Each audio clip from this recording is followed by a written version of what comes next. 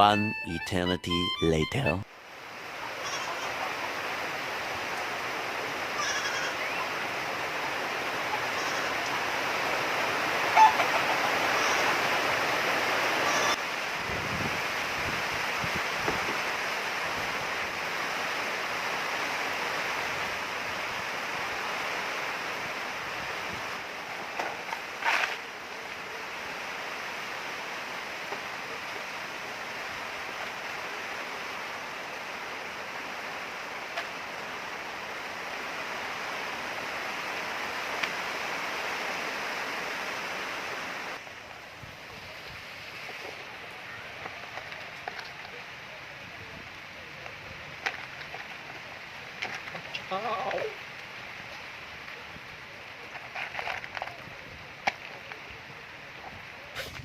So ito na lahat yung nahuli ko guys. Nakamalan. Salitang Ilocano yun guys, kamal. Parang sa Tagalog, kapa. Nangapa ako ng isda. So ito yun. Medyo iba-iba yung nahuli ko. So ito yung pinakaano talaga dito. Ito.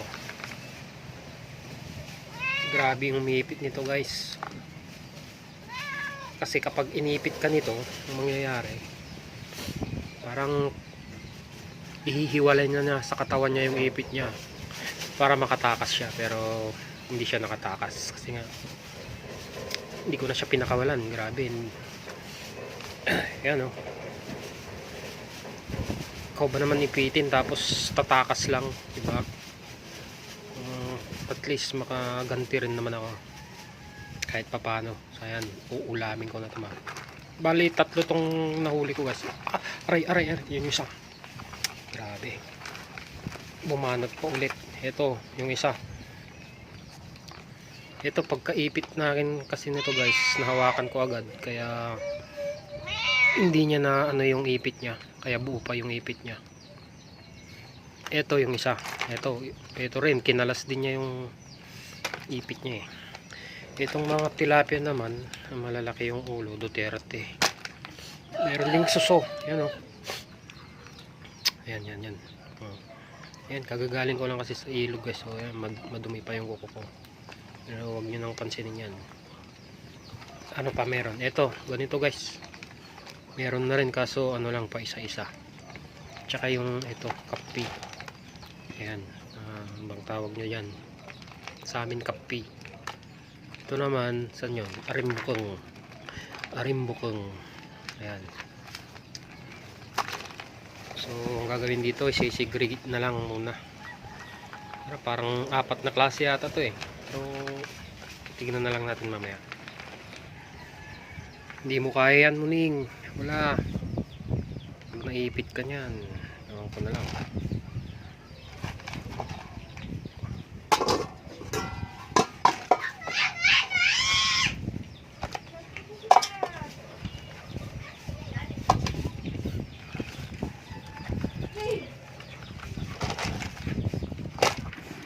Ito guys, kanina pa ako iniipit nito.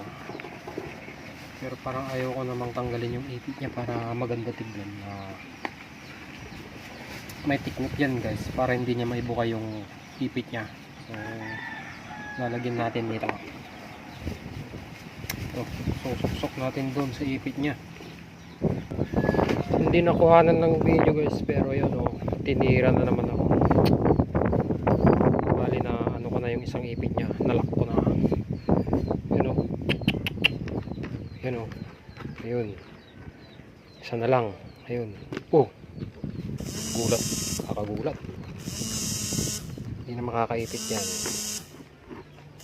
Ang pasok natin. Ayun. Ay, tanggal. So ito na nga, na segregate ko na. Ayan, tilapia. Tapos ito yung mga kapi-kapi at suso. Ayan. Itong suso, hindi mo nalulutuin to. Babad ng tubig isang araw para tumai siya. May nahuli din ako guys. Yan o. Ang tawag dito. Ay, nakalimutan ko. Basta. So ito lutuin na natin dito sa tilapia. Ano na lang siguro ang luto nito? Pangat. At ito naman siguro ano na lang to. Kirog.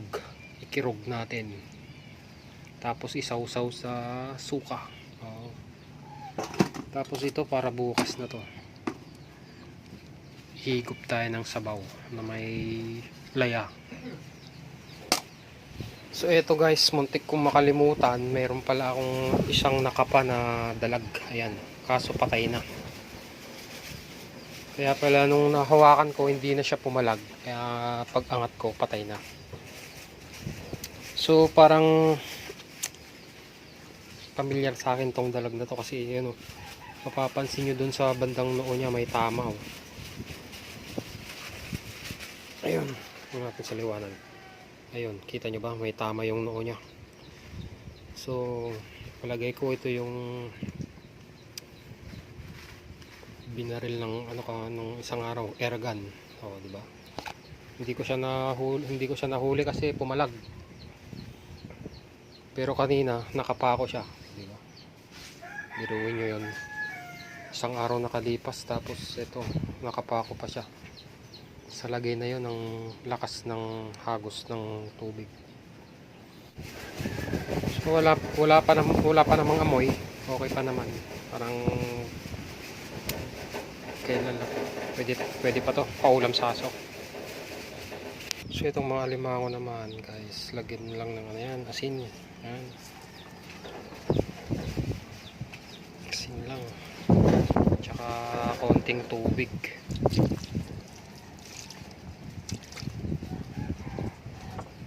Tatakas. Tapos takpan. Tapos papakuluan lang to hanggang matuyo. Okay na yan.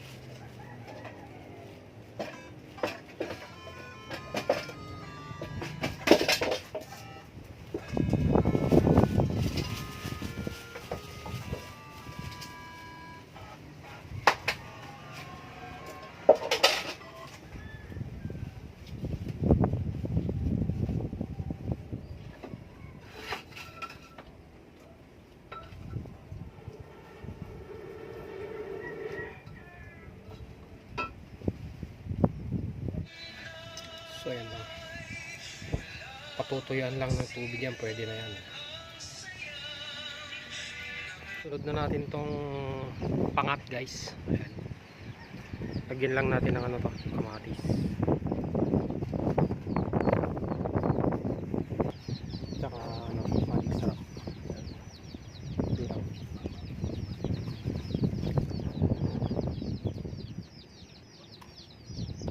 Tsaka lagyan na rin natin ng asin yan.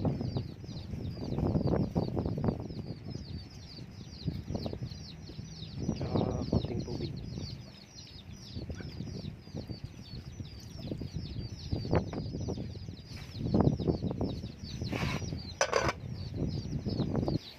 Salang na natin.